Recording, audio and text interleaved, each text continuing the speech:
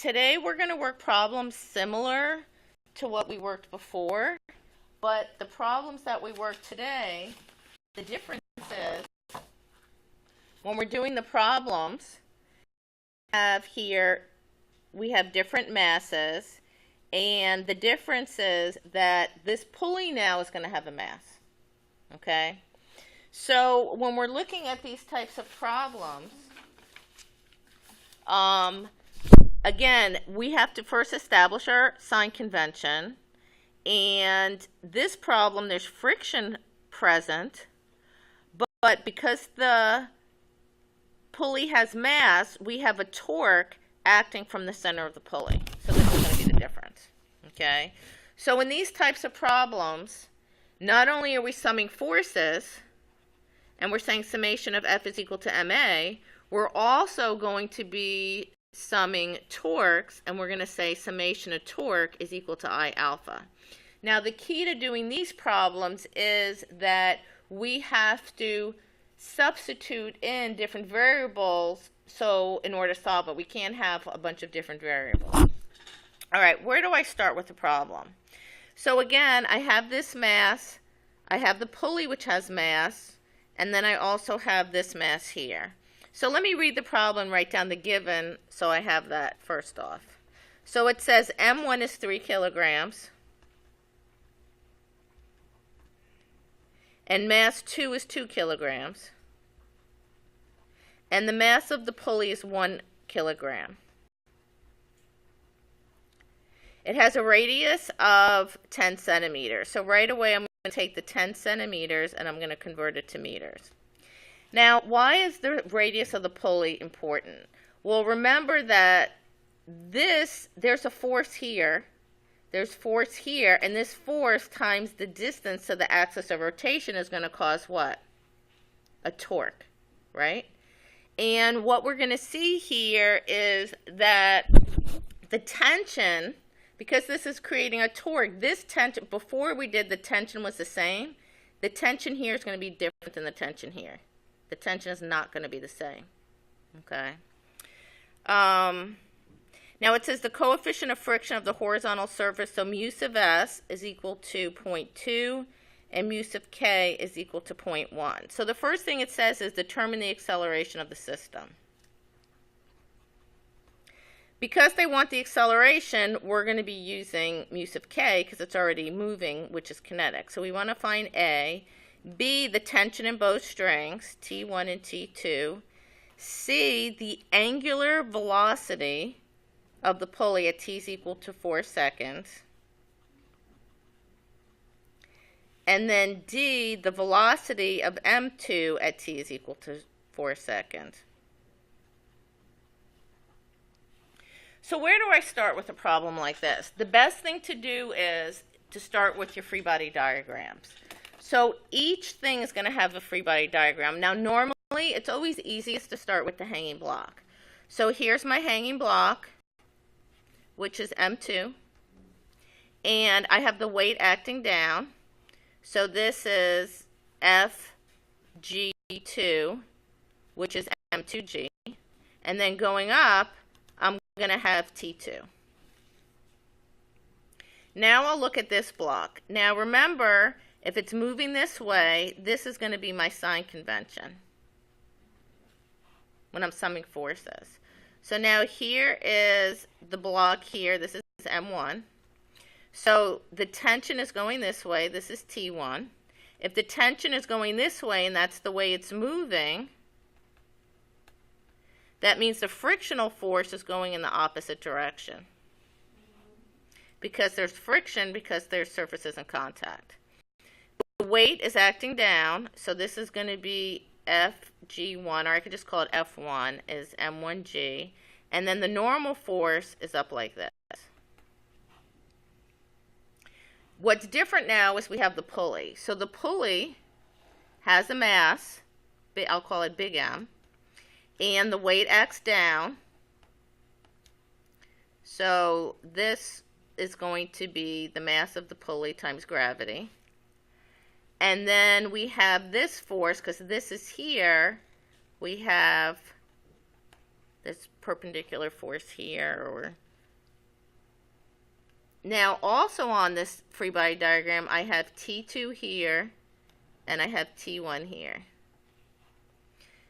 Now, remember, our sign convention goes like this, and our sign convention here goes like this. So when we're summing stuff, we want to look at our free body diagram and know all our directions so we don't make any mistakes. All right. Where do I start? Well, I can say that, now what's our sign convention? If this force is, remember when we learned to sum forces, Newton's second law, and we said F is equal to ma, we always want your sign convention to go in the direction of the acceleration. The same thing's going to be true here. So because this is going down like this and it's going this way, we're going to make our sign convention going this way as far as torque. So instead of making my torque go counterclockwise, because it's accelerating this way, I'm going to make it go clockwise as positive. So now I'm going to say summation of torque is equal to I alpha. So what is torque? Well, torque is adding up what? All the forces times the distance to the axis of rotation. So if I look at my picture here, we're going to see that the forces are going to be T2, which is what I'm calling positive. That would be T2 times R minus T1 times R is equal to I alpha.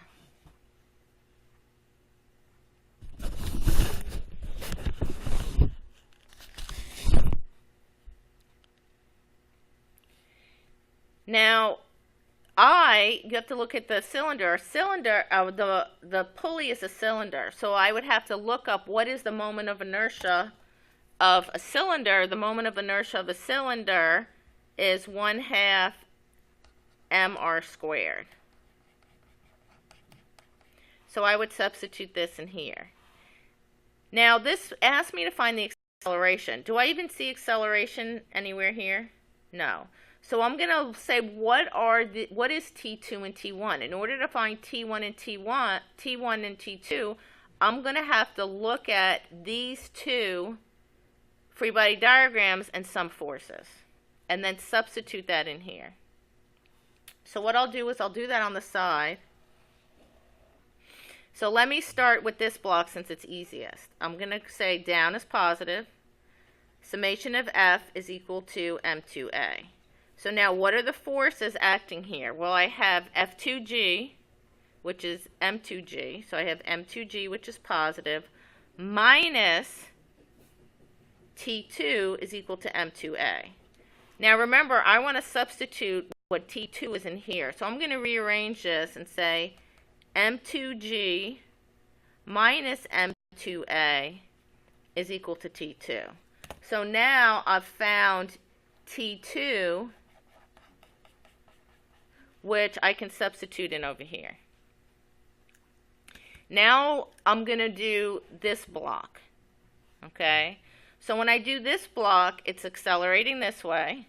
So what I'm going to do is I'm going to show my sign convention, and I'm going to say this is positive, and I'm going to say the summation of F net is equal to M1A. So now what are all the forces going in this x direction? So I have T1, which is positive, minus F of F. So I have T1 minus FF1 is equal to M1A. Now, my problem is, what is F of F? So I would really have to sum forces, so I'll do that here. Summation of F of Y is equal to M1G. I'm summing forces on this block in the Y direction. So this is going to be this is 0, because it's not accelerating. So I'm going to have, that should be M1A. So I'm going to have Fn1, which is positive, minus M1G is equal to 0. So Fn is equal to M1G. But remember, I want to find F of F.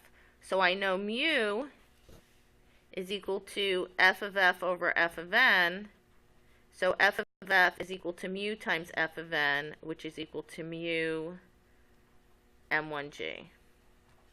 And the reason is I'm going to take this, and a lot of you might not write it, and I'm going to substitute it back in here for f of f. So now I have T1 minus mu m1g is equal to m1a. So T1 is equal to m1a plus mu m1g. So now I found T1 that I'm going to end up substituting back into this equation. So that's summing forces. Now I'm going to go back and substitute this in. So now when I substitute this in, T2 is M2G minus M1A, and this is times R, minus T1, so T1 is M1A plus mu M1G times R. I was going to work this the other way and I forgot. Is equal to I alpha. So I is 1/2 mr squared. And then remember, alpha, A is equal to R alpha. So alpha is equal to A over R. So now I'm going to substitute this in, A over R. From here, I want to solve for A. So the first thing I need to do is now, from here, I'm pretty much done with physics. And now I just need to do some basic algebra, and I need to simplify this. So first off, this, I have R squared and R here, so this cancels with that. Then I notice I have everything here times R, everything here times R and R. So I'm going to cancel all my R's. Okay. So now when I simplify this, I'm going to have M2G minus M, oh, this was supposed to be a 2. No one corrected me.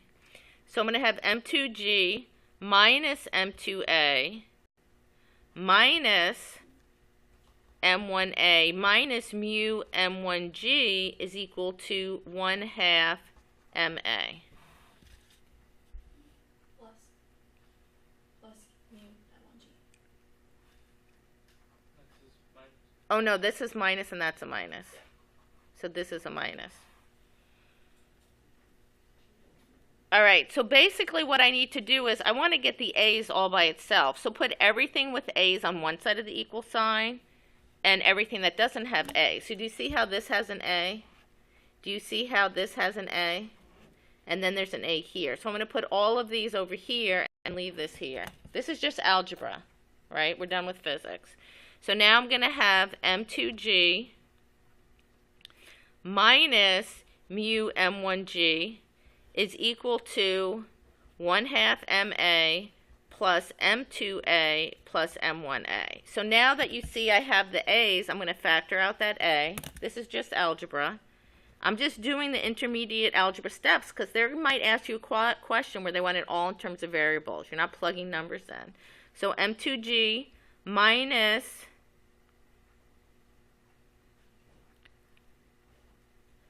mu M1G is equal to 1/2 of big M plus M2 plus M1 times A. Now I can easily get it in terms of A. So I'm going to have M2G minus mu M1G over 1/2 M plus M2 plus M1 is equal to A.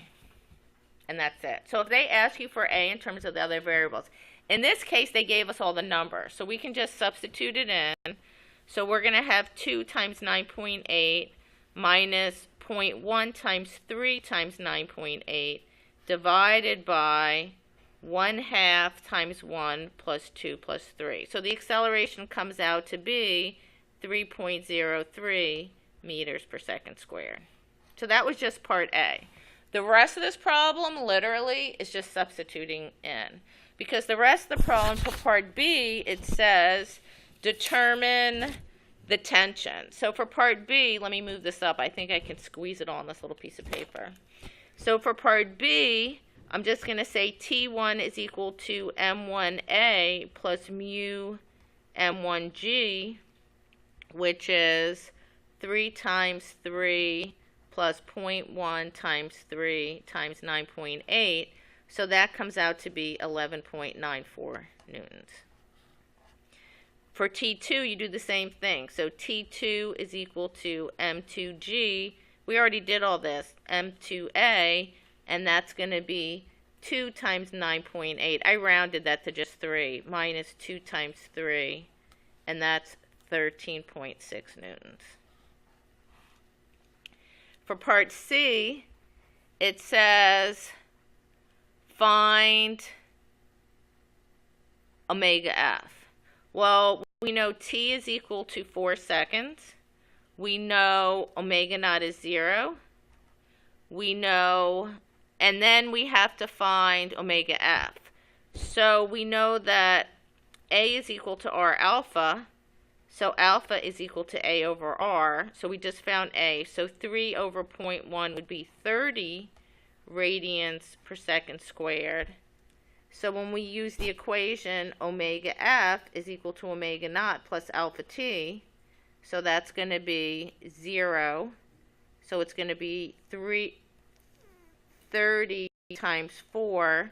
And this would be 120 radians per second.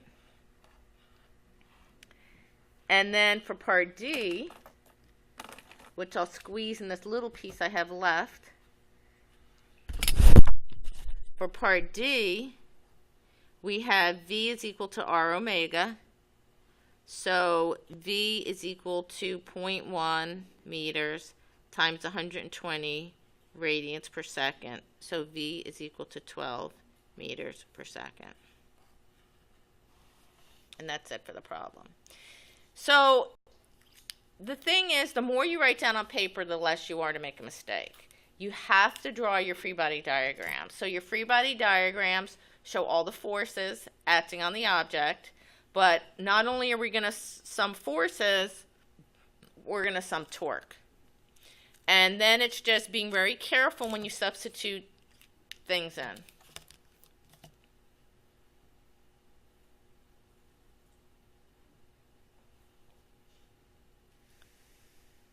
So again, it's all about the free body diagrams. And that's it.